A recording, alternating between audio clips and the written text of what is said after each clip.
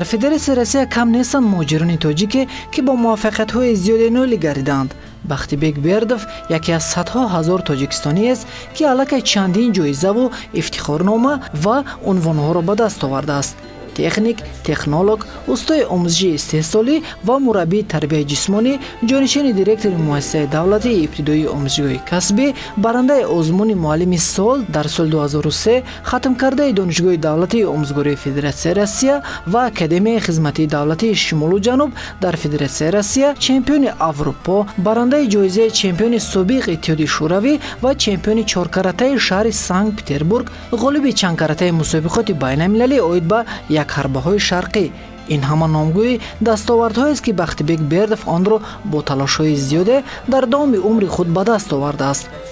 ӯ ҳоло дар коллеҷи захираҳои обии шаҳри Санкт-Петербург ҳамчун ҷонишини директор оид ба истеҳсолот фаъолияти пурсамар дорад.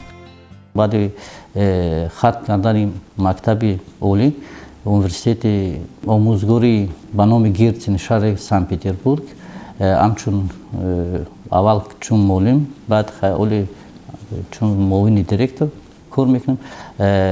Асоси ихтисосҳои мо асосан ин сварщик, электрик ва сантехник. Аз соли 2005 шуда мо барои водоканал Санкт-Петербург мутахассиса тайёр мекунем. И асосан ба касби водоснабжение и водоотведение.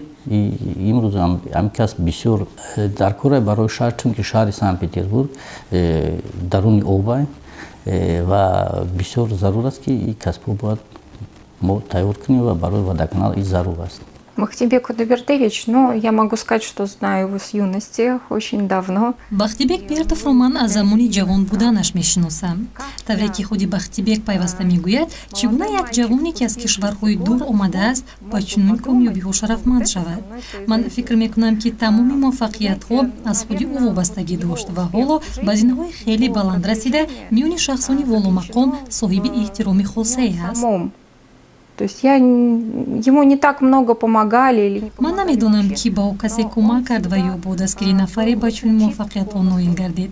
Танҳо ҳаминашро медонам ки ӯ ақидаронии тозае дораду бо мардум самимона рафтор мекунад.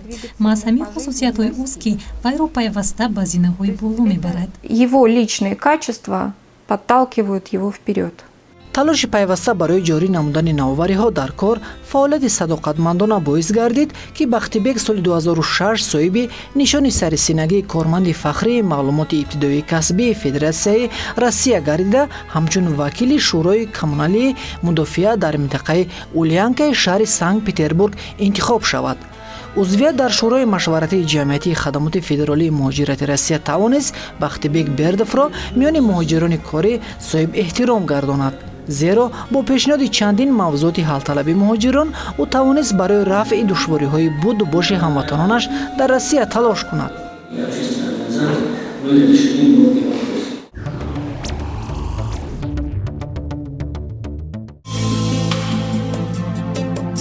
соҳиб маълумот будану тахассус доштанро дар муҳоҷират Бахтибек барои ҳар нафаре зарур мешуморад. аз ин ҷост ки фарзандони оилаҳои тоҷике ки ҳамчун муҳоҷир дар Федератсияи Россия қарор доранд ба таълим ҷалб менамояду барои соҳибкасб шудани онҳо кӯшишҳо мекунад.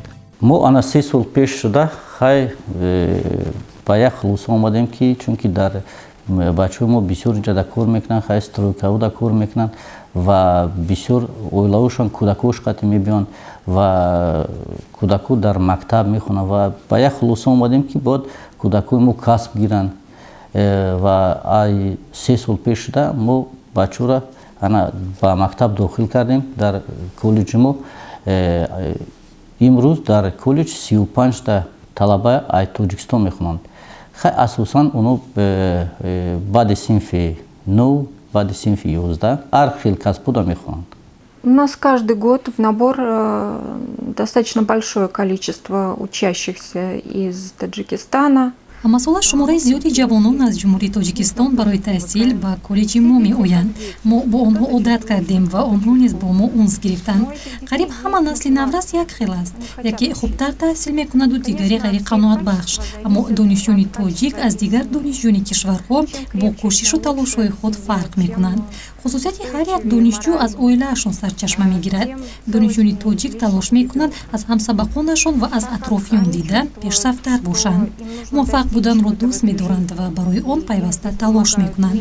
онҳо мехоҳанд дониши хуб бигиранд ва дарк мекунанд ки соҳиб илм шудан барои онҳо аҳамияти хеле калон дораду дар оянда метавонанд аз он самаранок истифода баранд. Они будут ими пользоваться. муовини раиси шӯрои машваратии донишгоҳи давлатии хонаи миллатҳои санкт петербург ва роҳбарии шӯрои ҳамоҳангсозии диаспори тоҷикон дар санкт петербургро масъулини ин шаҳр ба дӯши бахтибек бердов вогузор карданд, зеро ба назари онҳо ин марди муваффақ метавонад ба мардуми кишвари худ нафъе расонида барои бартараф сохтани мушкилоти онҳо самгузор бошад. дар пешаи комёб гардидани ҳар нафарро бахтибек аз худи ҳар шахс вобаста медонад. барои ин танҳо хоҳиш доштан наметавонад касро ба орзуҳо расонад. дар баробари хоҳиш талош намудану донишҳои кофиро аз бар кардан низ зарур аст. вобаста аз ҳар як одам аст ки вай худаш чӣ хел ҳаракат мекунад, зиндагии худаш чӣ хел пеш мебарад. баъзо мегӯянд хай мо касе ки хоҳиш мекунад вай ҳама зиндагиро меовад, пеш мебарад зиндагиро. ва аслан бачаҳое ки ана якта аз талабои мо дар байни коллеҷу дар мусобиқа оид ба ҳамин касбҳо ҷои дуюм гирифт. Знаете, мигранты – это те же люди.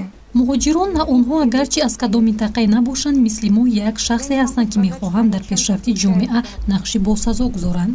дар миёни муҳоҷирони тоҷик кам нестанд нафароне ки соҳиб эҳтиром гардидаанду барои ободии минтақаҳои гуногуни Россия сайми назараси худро гузоштанд.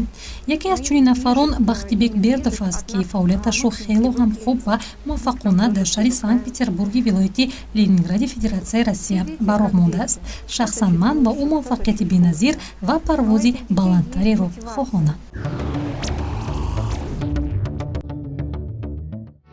донистани забон махсусан забони русӣ барои ҳар фарде ки дар Федератсияи Россия қарор дорад муҳим дониста. бо якҷогии вазорати меҳнати тоҷикистон ташкил кардем барои бачаҳо хондан ана дар мактабҳо, дар коллеҷ, дар училишҳо мехонанд. бачаҳои мо имрӯз мехоҳанд коллеҷда мехонанд, институтда мехонанд. ана дар худи коллеҷи мо 35 шогирд дорем ки электрик, сварщик, сантехник, монтажник, санитарно-технический систем, вентиляция, ана машинист, насоснист. И ихтисосҳое ки барои давлати мо имрӯз бисёр заруранд. чунки ана мо хай бисёр пешравӣ дорем ки иншоалло анами гесҳои худа рост мекунем. барои мо электрику инженеро даркоранд ки ба ҳамин касби электрикӣ барои ҳамватанон худ махсусан курс ташкил кардем ки бачаҳо биёянд бихонанд, онҳоро тайёр мекунем. касе ки тайёр набошад барои онҳо ёрдам мекунем ки тайёрӣ бинанд. касе ки забони русиро нағз медонад хай барои онҳо кӯмак мекунем ки имтиҳон бисупоранд. бахтибек бердов ки аз фаъолияти самимонааш ба қуллаҳои баланд расидааст, боло бурдани сатҳи донишу ҷаҳонбинӣ ва дарки оламу одам ва меҳнатдӯстиро мунтазам ба донишҷӯён талқин менамояд. имрӯзҳо барои мардуми рус аллакай аён аст ки меҳнатдӯстию эҳтироми дигарон аз ҷониби муҳоҷирони тоҷик одати муқаррарист. бахтибек чунин муносибат ва баҳогузориро нисбати ҳамватанони дар Россия будааш барои мардуми тоҷик мояи ифтихор медонад. Мальчишки, которые у нас учатся, они всегда спрашивают, что помочь. донишҷӯёни тоҷике ки дар мо таҳсил мекунанд ҳамеша аз мо мепурсанд ки чӣ кӯмак кунем. яъне ин хусусияти хубест ки кас онро қариб дар ҳамаи мардуми тоҷик мушоҳида мекунад. барои мисол агар ман бо бори вазнине дар роҳ бошам дарҳол барои кӯмак мешитобанд. эҳтиром нисбат ба калонсолон дар онҳо бештар дида мешавад. фикр дорам ин хусусияти хоси мардуми тоҷик аст ки аз гузаштагонашон ба онҳо боқӣ мондааст. ин хислат на дар зоҳири онҳо балки дар ботинашон нофта аст. яъне вақте ки барои кӯмак мешитобанд ин аз самими қалби онҳо дарак медиҳад ва касе онҳоро маҷбур ба ин кор намекунад, балки хоҳиши беинтиҳои худи онҳост. инчунин донишҷӯёни тоҷик меҳнатдӯстанду барои анҷом додани ҳар гуна корҳои меҳнатӣ қодиранд. ман наметавонам бигӯям ки онҳо нозпарвар ва ё нозуканд. онҳо ҳеҷ гоҳ аз кӯмак ба касе рӯ намегардонанд, балки бо хушнудӣ ба кас дастиёрӣ дароз мекунанд. вақте ки кас барои кӯмак кардан хоҳиш намояд, онҳо намепурсанд ки ин чӣ гуна кӯмак аст, бармехезанду барои ёрдам мешитобанд. ин ҳамаро дида кас ба хулосае меояд ки мардуми тоҷик ба одамон самимона боварӣ мекунанд. аз ҳамин хотир дигарон кӯшиш мекунанд ки аз боварӣ онҳо набароянд. В их глазах это доверие.